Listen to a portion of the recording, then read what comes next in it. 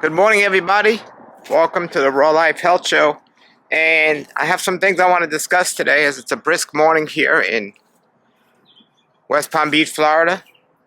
Cold for Florida, but I have a neighbor who's told me he wasn't doing too well. He didn't get deep into his problems. He just says he has to go to the doctor to take some tests. So right away I said, well, I know you don't know what I do, but I deal with health and I can help you regardless of what's going on. And I told him about astaxanthin. I told him he should take that. That'll help with his inflammation. He said he used to be overweight a lot. He's still overweight, but he said he lost 100 pounds in the last couple of years. So he's on the right track. He went to the doctors and he came back and he wasn't too happy. I said, what's wrong? He said, the doctor said I'm really sick and they can't figure out why. And I said, well, I'm here to help you if you want to talk. So yesterday I met up with him and I gave him some of my astaxanthin to take. He's willing to take that, which is a big step because a lot of people won't even take anything. Well, unless a doctor recommends it. But then I told him he has to eliminate, or he should eliminate, meat from his diet. And he's like, nope, I'm not going to do that. I said, well, then at least cut down to maybe 2 or 3 days a week of eating meat. He goes, nope, I need to eat it every day. I said, well, let me ask you something, I said to him. I said, if somebody was a smoker and their lungs were really messed up and you told them to stop smoking and they said, no, I'm not going to do it, how would you reply to that? And he said, well, that's different because smoking's proven to be bad, but I don't believe meat is the cause of my issues, and I don't think meat is the problem. And to be honest, meat isn't the problem. The problem is overeating on meat and probably everything else you're eating. But if you reduce the meat from your diet, it'll tremendously help improve your condition because, or at least cut back, because when you overeating on the worst things are even more detrimental to your health. So overeating on meat is worse than, let's say, overeating on something that's not as bad for your body. Overconsumption of dairy is much worse than, overconsumption of vegetables, right? Which is hard to do, by the way. So anyway, point being is he didn't want to listen. I've recently had some members of my family die, and they wouldn't even take a suggestion I gave them. And now I have a family member who's really sick, and he won't even take a suggestion I'm giving him. The power that food has and the appetite and dealing with the stomach is pretty amazing of what's going on out there with people. And I have a desire to help people who are sick because I was sick at one point. And I don't want people see people suffer, especially people I know and love and care for. But what do you do when people don't listen? Even more important, if you're doing something and it's not working, what are you going to do for yourself? How much do you owe it to yourself to never give up? I understand people are trained and brought up in today's world to listen to doctors and listen to what doctors have to say. And sometimes they're excellent and they're right, and it's a real tough decision when a doctor says you only have months to live, not to listen to them, but just think about what they're saying. They're telling you you only have months to live. What are they basing that on? You could say they're basing that on their track record. That's not a good track record. I want to find a doctor that says maybe, look, you're going to be fine. I'll take care of you. If you listen to me, you'll have another 50 years to live. Not somebody that says, look, we're going to try to help you, but there's nothing we can do. You only have a couple of months to live. That doesn't sound too encouraging. And it doesn't sound like success. And the truth is, there's no test out there. There's no diagnosis out there that can tell you how much time you have. Now, what there is there's comparable studies and information of people with your particular condition of how long they survived. But who takes into consideration when they give that death sentence what they did to try to survive? Do they say, well, this person had this illness and this is what they did and they only lasted a year, so you only got a year? Or did they just say this person had this and they only lasted a year? Are they taking into consideration what the person had done to get better? There's no, well, some people just got lucky and lived a little longer. Like a doctor will say, the life expectancy of somebody with this disease is this many years. But some people live longer and some people live shorter. Well, why don't you look at what those people that lived longer did? That's different than those people that live shorter. Doesn't that make sense? I want to follow, well, hey, those people, what they do? They switched their diet, they started exercising, or they started praying, or they started doing something. They didn't just happen to live longer, they were doing something that they lived longer.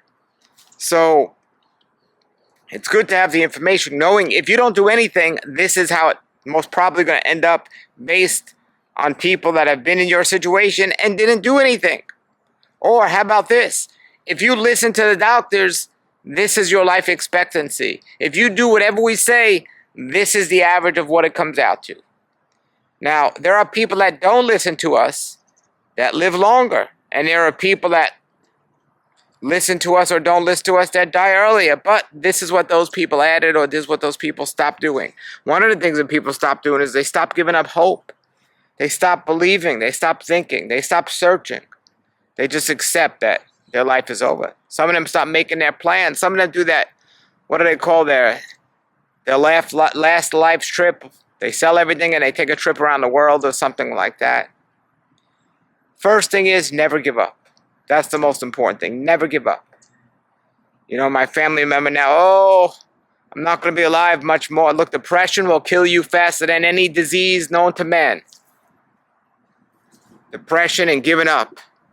Giving up that hope. Giving up that battle. You cannot survive if you give up. I heard a long time ago, if you get knocked down, it's not about how many times you get knocked down. It's how fast you get up off the ground.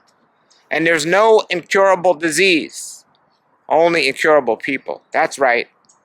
If the body is dealing with an illness, it can overcome an illness. Now, there might be a point at a time where you reach the time where the body just can't do it. It has no energy left.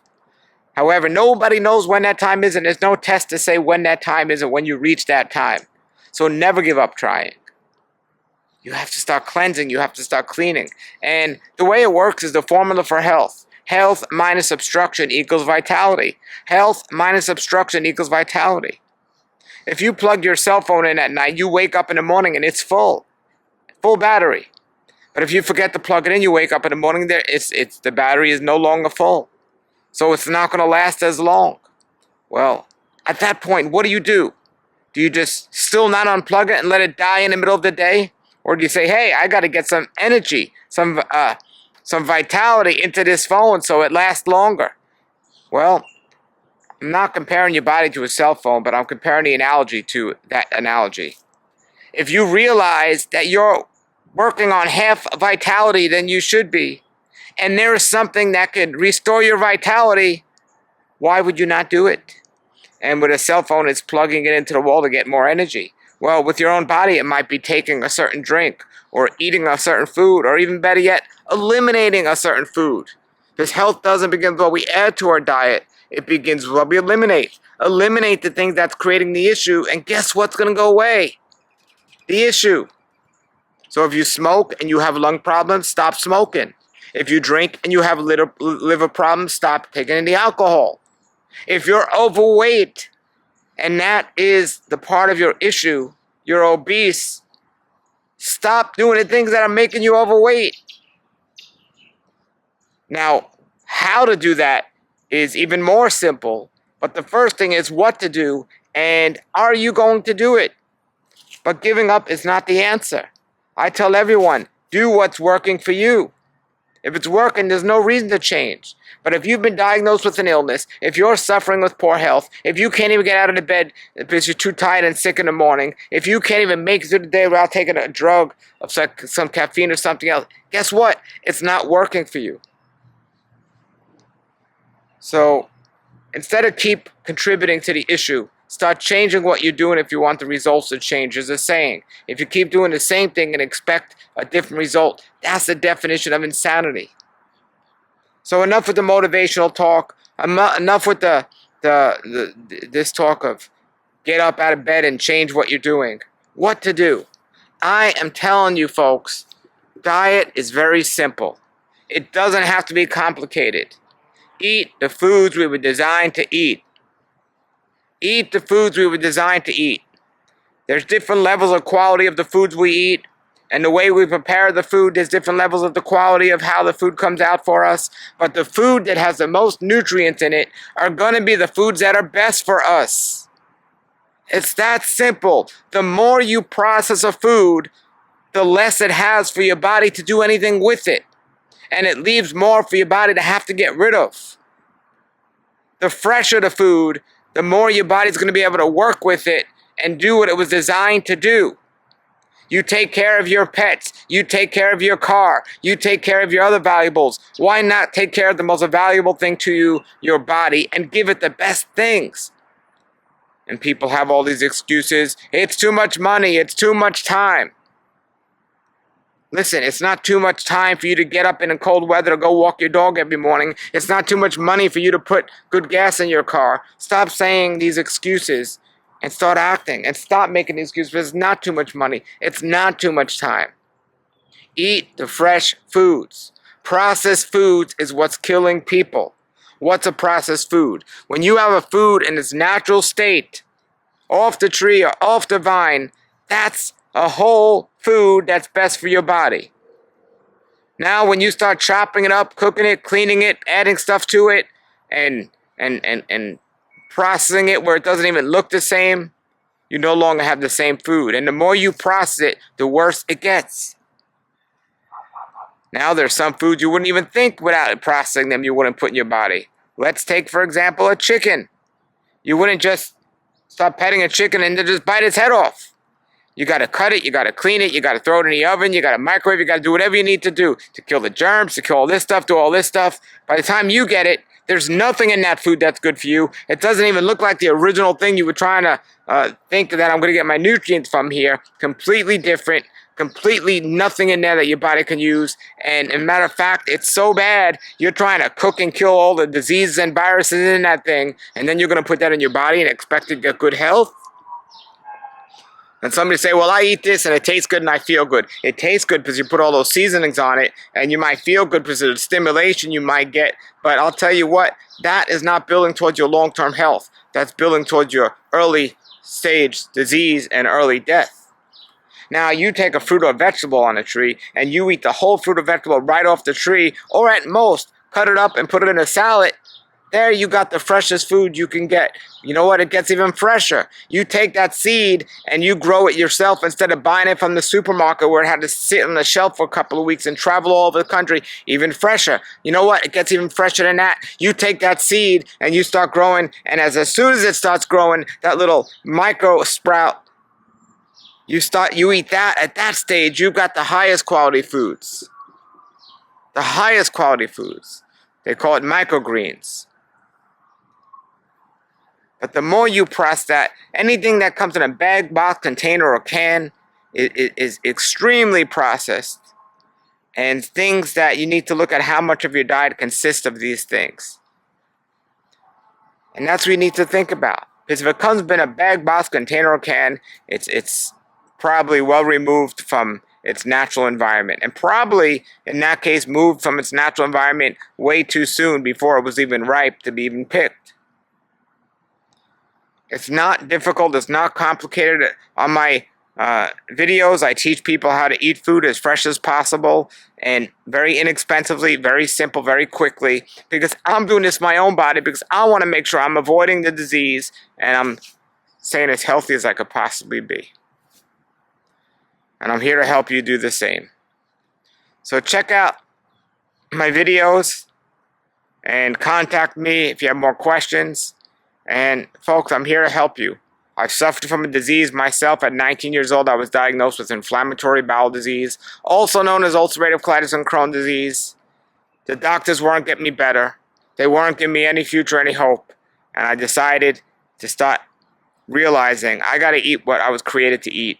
And I started to eat the fruits and vegetables. And I got better. And I've been better. And you can be better too from anything out there. Stop listening to the doctors that are telling you things without producing the results that are going to bless you. Alright, everybody. You all have a blessed day out there. Put your comments and questions below. Have a great day and a great raw life. For more educational videos about mangoes and other fruits and how to grow fruit trees, please look out the other videos on this channel, Fruitful Trees, and also subscribe if you like, and also share these videos with others. Thank you for watching. Have a great day and keep growing.